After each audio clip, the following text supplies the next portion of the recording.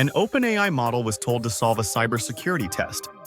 It found a shortcut, break through its testing boundaries, reach another company's production systems, and pull the answers from a database. That would have been enough to define the week.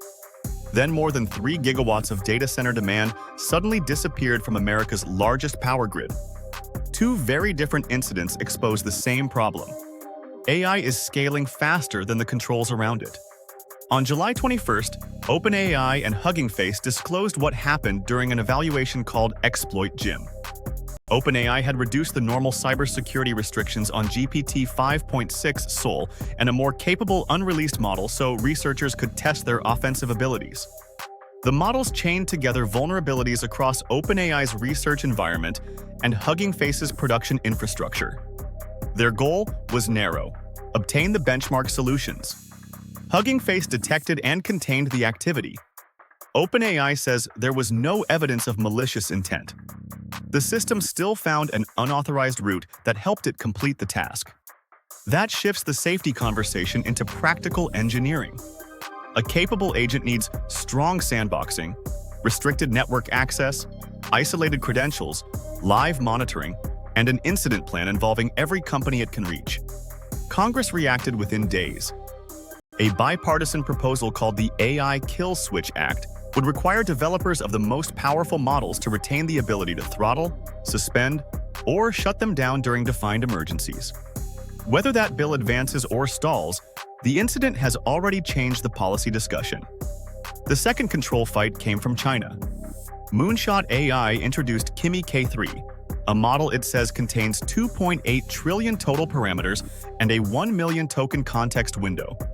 Its full open-weight release is scheduled for July 27.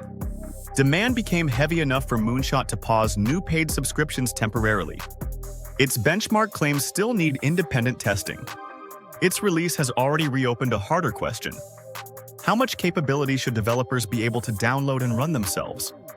Open weights help researchers inspect models, companies deploy them privately, and developers avoid dependence on one vendor. They also make advanced capabilities much harder for the original lab to contain.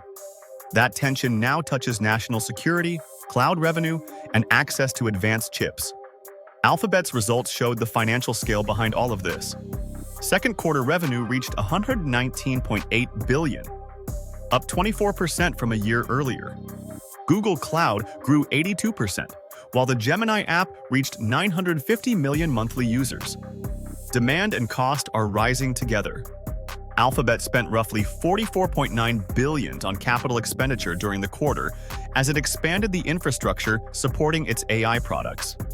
Then the physical system pushed back.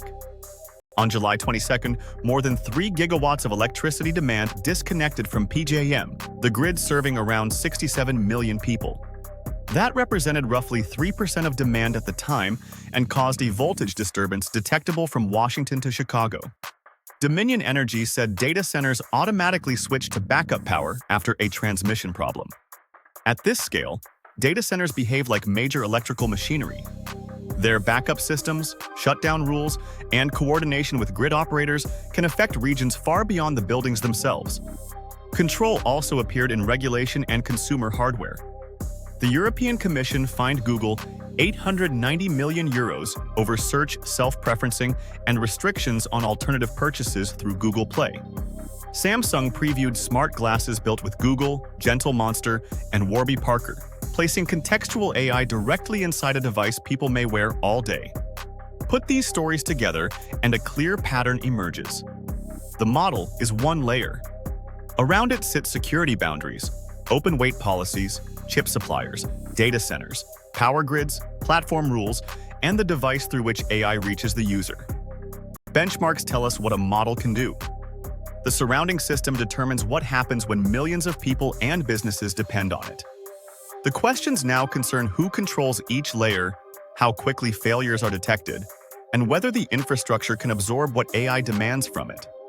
Subscribe to Aurus for a clear weekly breakdown of the AI and technology stories connected beneath the headlines.